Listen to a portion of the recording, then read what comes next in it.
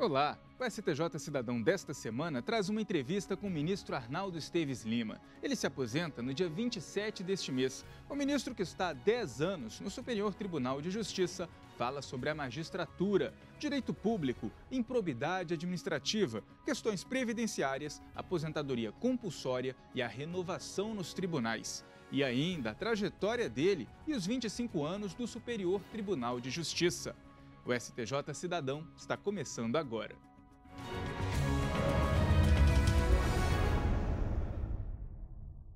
Olá, recebemos aqui nos estúdios do Superior Tribunal de Justiça o ministro do STJ, Arnaldo Esteves Lima, que vai se aposentar este ano. Muito obrigado pela presença, ministro. Aposentadoria compulsória, o senhor realmente não tem como lutar contra. É verdade. Agradeço muito a oportunidade, Yuri. É um prazer falar aqui na TV Justiça, né?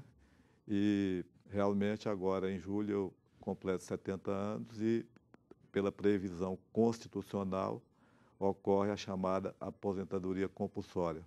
São 10 anos de atividade aqui no Superior Tribunal de Justiça. O senhor que também teve uma rápida passagem no Ministério Público do Distrito Federal, mas fez carreira mesmo na magistratura. O que o senhor pode dizer de toda essa experiência, de todo esse trabalho? Olha, eu, digamos, fiz a minha carreira, fui membro do Ministério Público do Distrito Federal por aproximadamente 4 anos, depois ingressei na magistratura, fiz a minha carreira como juiz federal e achei muito bom, valeu a pena ajudar, de certa forma, aqueles que acorrem à justiça, sobretudo os mais carentes.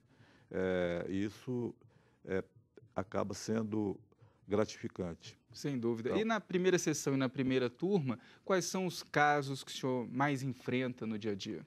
primeira sessão e primeira turma trabalha com o chamado direito público, pela divisão interna de competências do STJ. Quais são esses direitos públicos? Previdenciário, matéria relacionada com servidores, improbidade administrativa, que tem uma quantidade grande, e tributário. Tudo isso acaba chegando na primeira sessão. Previdenciário, digamos assim, que é uma matéria que tem um conteúdo social muito forte, porque, na verdade, nós sabemos que a grande clientela previdenciária são as pessoas mais carentes.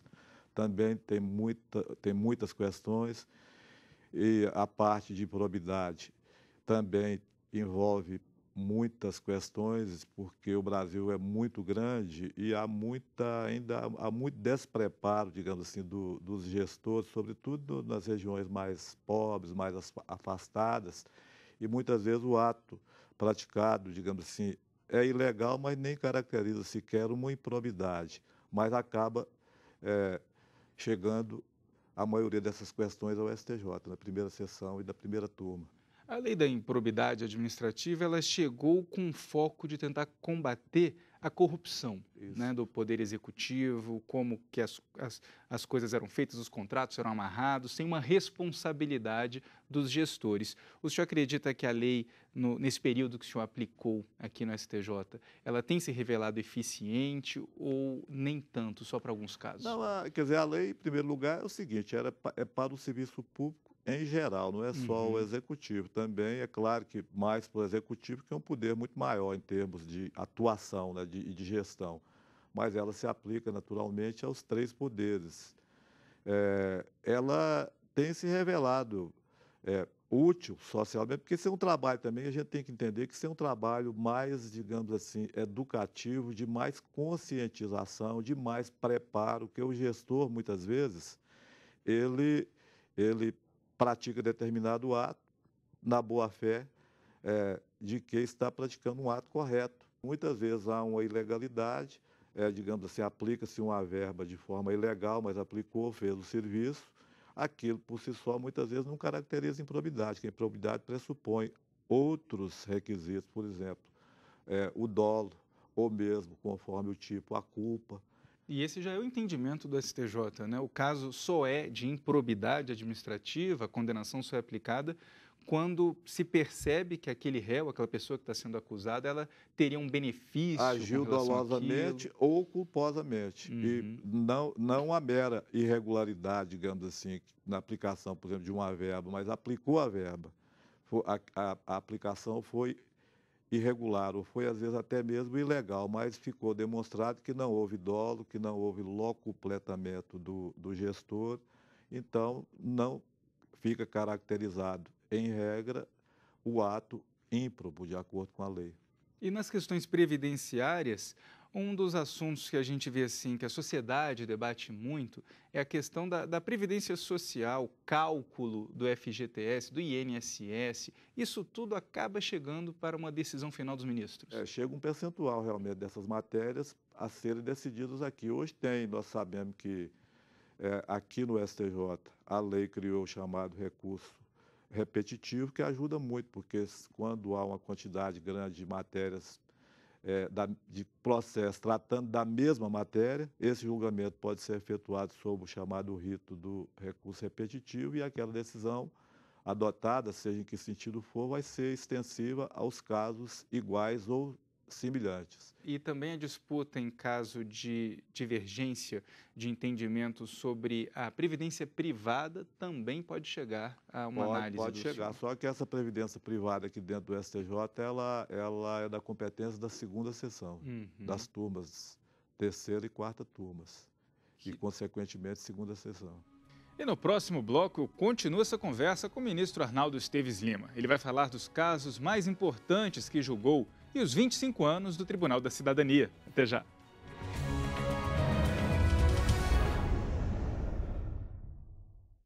Você está sempre conectado ao Facebook? Nós também. Atualizamos a página do STJ o tempo todo. Fotos, ilustrações, vídeos, dicas sobre direito e cidadania, para você ficar ligado ao que acontece aqui e no mundo. A página do STJ no Facebook conecta e informa. Com uma linguagem simples, descontraída, bem-humorada, conquista milhares de seguidores a cada dia e já chegou a mais de 1,5 milhão de pessoas. Somos o maior tribunal no Facebook.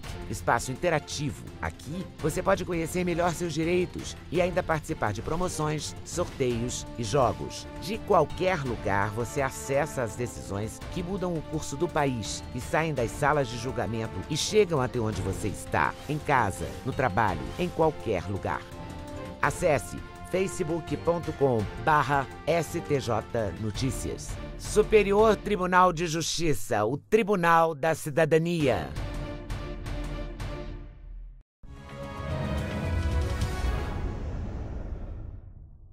Que tipo de caso que o senhor pode considerar nessa carreira dentro do STJ que pode ter sido emblemático, que causou um entendimento que já é aplicado e beneficiou a sociedade?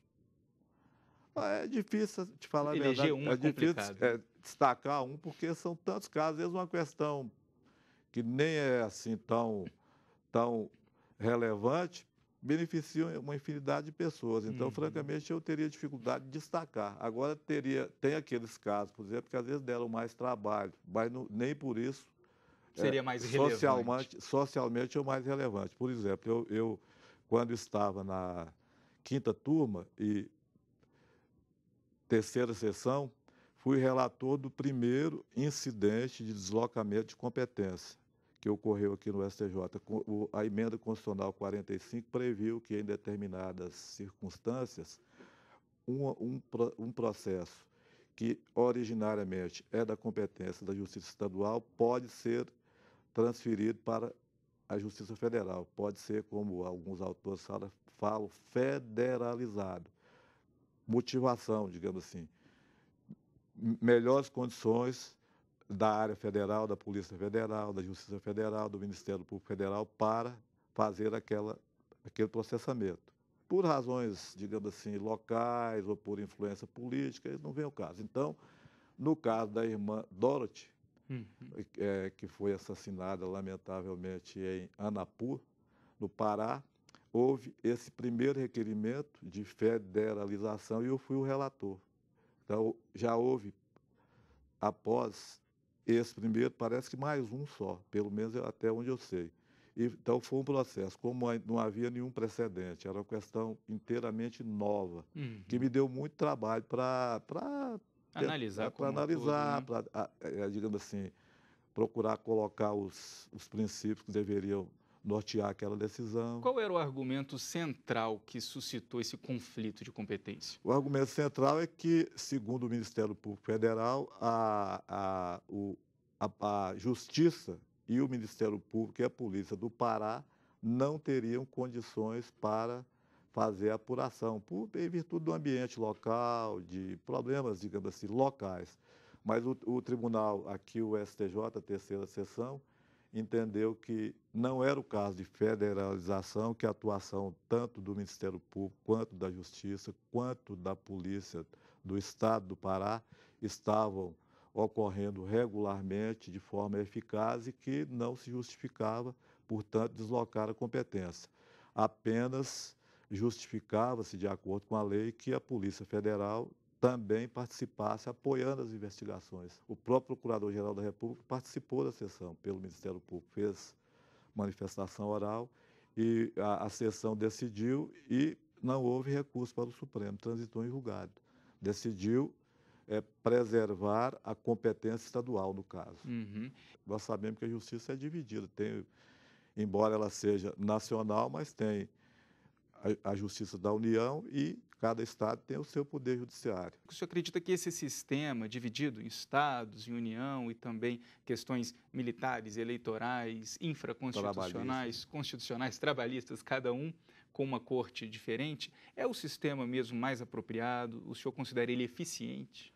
Olha, digamos, se é o mais apropriado, eu não sei. Agora, talvez se existisse, digamos assim, um poder judiciário único e com divisão, digamos assim, de competências, talvez fosse mais interessante, até sob o aspecto, quem sabe, de custo, mas é uma matéria muito complexa para a gente assim, ter um juízo seguro a respeito, sem desconsiderar a autonomia dos estados, dos entes federados, mas, quem sabe, um estudo que unificasse essa justiça talvez fosse interessante. Mas isso é uma coisa, digamos assim, uma verdadeira utopia, vamos dizer assim. Um debate a longo prazo a longo ainda, prazo, né? E nós sabemos que dificílimo. Uhum. Agora, entre as questões, as discussões que a gente vê para tornar a justiça mais ágil, tem também uma limitação no número de recursos possíveis e até a que instância seria possível recorrer. O senhor acredita que esse é o caminho? Porque muitos advogados dizem que isso é limitar o direito de defesa também.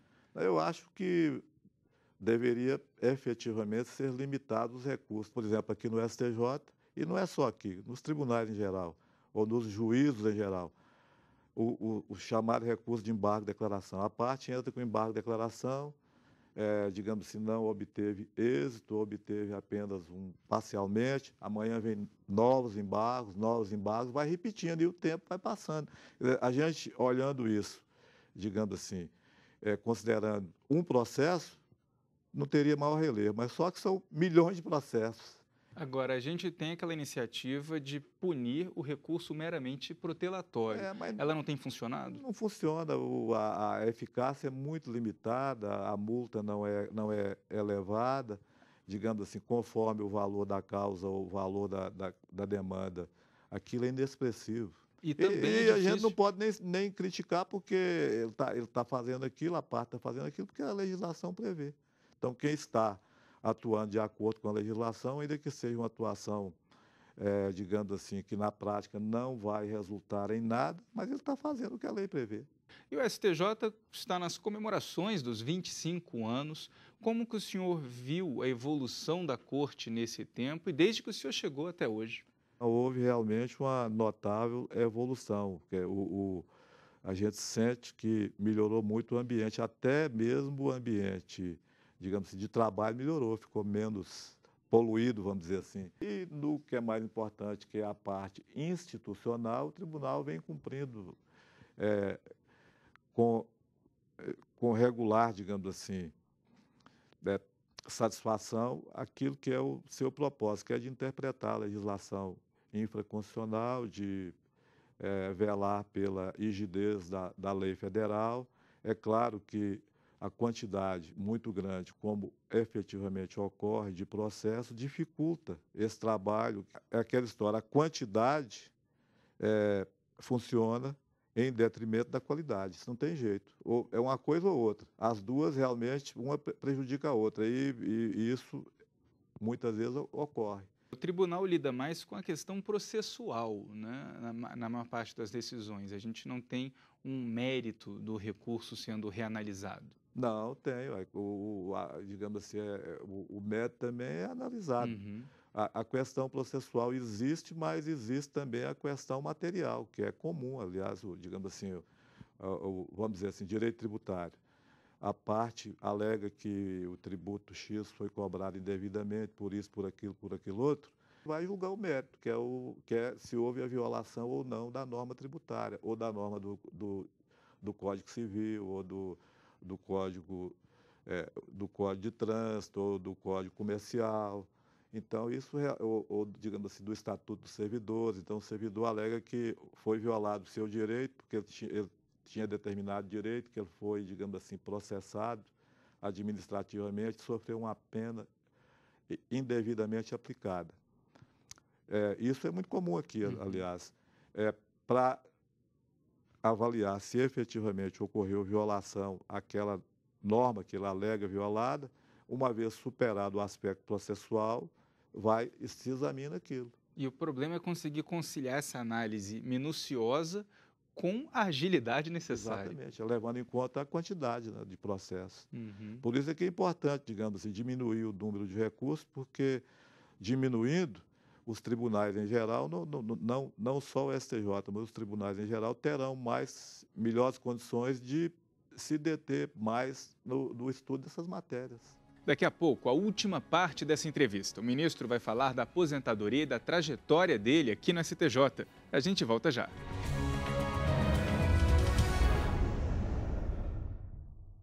Curtir, compartilhar, repercutir, postar. Novas conexões que ligam pessoas em qualquer lugar do mundo. Cada vez mais conectado, o Brasil é o 4º país em número de usuários das redes sociais. Sempre inovando, o Superior Tribunal de Justiça conquista milhares de seguidores na internet. A marca é resultado da linguagem simples, atraente e acessível no Twitter, no Facebook e no YouTube. Onde tem o nome do STJ, tem informação segura, confiável, tem cidadania. No Facebook, milhares de pessoas levaram a página do STJ ao primeiro lugar entre os tribunais mais acessados no mundo. No YouTube, novos programas, entrevistas, documentários e reportagens especiais.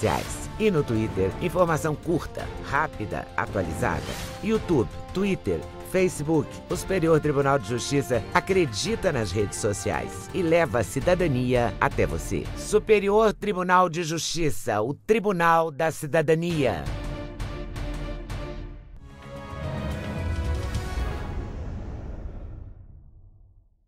Agora, o senhor se aposenta no dia 27 de junho, uma aposentadoria, como falamos no início, compulsória, por idade, não tem o que fazer. E o senhor é do grupo daqueles que querem um pouquinho mais de tempo para continuar trabalhando, ou acredita que aos 70 anos é a idade mesmo para ter essa renovação que os tribunais precisam ter também? Não, a renovação em virtude da minha aposentadoria naturalmente ocorrerá, né? Porque virá um colega que preencherá a vaga. E agora eu, pessoalmente, vou procurar fazer outra coisa, porque eu não pretendo ficar totalmente parado, procurar, digamos assim, fazer alguma coisa, digamos assim, em termos de lazer, e, por outro lado, também trabalhar um pouco mais. Mas não é uma pena perder magistrados que já têm uma experiência, que já têm um conhecimento, como o senhor agora em junho? Quer dizer, isso é relativo também, né? Porque os colegas que ascendem ao tribunal não deixam de trazer também bons conhecimentos e já uma experiência do passado, porque todos que são nomeados para cá geralmente já têm um passado também funcional, expressivo. Mas, por outro lado, não me sinto numa situação desconfortável de sair, porque isso é uma regra comum, digamos, é uma regra comum, democrática. Todo mundo que chega nessa idade, seja magistrado, Ministério Público, servidor, tem que se aposentar. É uma regra que se aplica a todos. Logo, é uma regra democrática. As regras ruins são aquelas discriminatórias, né? Ou seja, para um pode, para outro não. Então, agora a regra comum, não. E o senhor também atuou como corregedor no Conselho da Justiça Federal no último ano. Uhum. O que o senhor traz dessa experiência? Que desafios que o senhor encontrou? Olha, foi uma experiência muito boa. Eu sou, digamos assim, oriundo da Justiça Federal. Tivemos oportunidade de fazer inspeção aqui no Tribunal da Primeira Região e no da Quinta. Tive contato com muitos colegas dos tribunais, os presidentes dos tribunais, com servidores. Então, foi uma experiência muito boa. Agora, na prática, o que eu observei foi o seguinte, é que a Justiça Federal está parcialmente muito sobrecarregada. Então, ela está precisando de uma mudança, vamos dizer assim. Qual a mudança? Criar alguns novos tribunais regionais ou ampliar os atuais. E uma reforma judiciária também ajudaria nesse sentido de tramitação de processos? Também ajuda, mas acontece o seguinte, esses processos que já existem, quer dizer, uma reforma e o reflexo disso não seria imediato, seria a médio ou até num prazo além de médio. E a situação é emergencial. E a situação é emergencial, tanto que eu, por exemplo, votei favorável lá no Conselho de Justiça Federal ao encaminhamento do anteprojeto, criando, digamos assim, criando os 4 novos tribunais regionais federais que foram aprovados pela emenda constitucional. Uhum. E realmente, sobretudo da primeira região, essa providência seria muito importante para os jurisdicionados. Então, o argumento consistente em despesa, por mais importante que ele seja, ele não pode ser decisivo para excluir a prestação de um serviço público essencial, que é a justiça. O trabalho do Estado tem que ser sempre nesse sentido, de perseguir o melhor para a sociedade. E sobre a quantidade de habeas corpus que o senhor analisa, todos os ministros aqui do STJ acabam tendo que julgar aqui, o que o senhor acha que está acontecendo, o que poderia ser feito?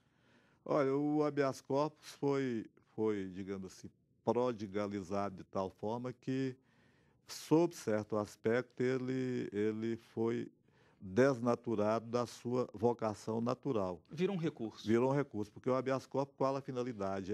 Digamos assim, combater, vamos dizer assim, uma ilegalidade ou abuso consistente no cerceamento da liberdade de ir e vir das pessoas. Porque foi presa, porque está na iminência de ser presa, mas hoje ele tomou uma dimensão tão grande que, digamos assim, o simples fato de, eventualmente, se anunciar que vai abrir um procedimento, muitas vezes chega um habeas corpus. Então, hoje, o habeas corpus virou essa verdadeira, como dizem alguns autores, essa verdadeira panaceia. Qualquer procedimento que existe, tendente a apurar alguma coisa, alguém que muitas vezes acha que ele pode ser envolvido naquilo, vem, impetra um habeas corpus preventivo. Então, é necessário também que haja uma ponderação para limitar essa quantidade de habeas corpus. E isso parece que há até um certo movimento da própria jurisprudência, especialmente no Supremo, procurando reduzir, não admitindo o chamado habeas corpus substitutivo, quando o caso é de recurso de habeas corpus, quer dizer, porque o que acontece é que o STJ julga, vai ser publicado o acórdão. Dessa decisão, caberia um recurso ordinário para o Supremo. A parte, para abreviar, antes mesmo da decisão, ela já entra com habeas corpus direto lá, que chama habeas corpus substitutivo de recurso ordinário. Portanto, é outra ação que está carecendo de um tratamento mais técnico para que ela seja reposta em seu devido lugar e preste melhor serviço ao jurisdicionado. Eu vou deixar a última pergunta em aberto para o senhor poder usar esse espaço também para fazer uma despedida, aproveitar, falar do trabalho do senhor, dos colegas que o senhor encontrou aqui, os amigos. Fique à vontade, por gentileza. Cheguei aqui no STJ em 2004, fui muito bem recebido pelos colegas, pelos servidores e vou deixar o tribunal como juiz, vou deixá-lo com saudade, porque realmente aqui é um ambiente bom, eu nunca tive problema pessoal com ninguém,